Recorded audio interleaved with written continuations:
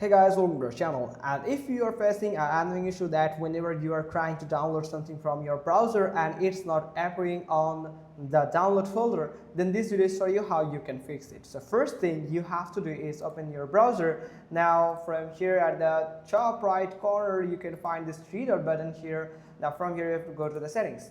Now when you are on the settings, you can find this downloads here. So simply click on downloads. From here you can find location. So make sure that you have set it to your downloads folder. So if it set it to any other folder, then you can change it by this, simply click on this change button here. Now you can find the download folder from here. If you can find this download folder from here, you can go to this PC here, then the local disk, and or you can do is simply search for the download folder here, like downloads.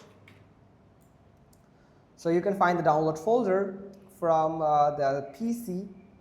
So here it is with this icon here. So you can find the location here. So make sure that you are on correct user. So if you have lots of user from here, so you have to choose one user from here, like that is if you have multiple users on your PC, so you have to choose the current user. So make sure you have to choose the current one, then simply click on select folder and it will change it to this location. Now you can do is simply open your browser and go to this PC, and from here you have to simply search this download again, download, and you have to find the download file here also. Again, here it is.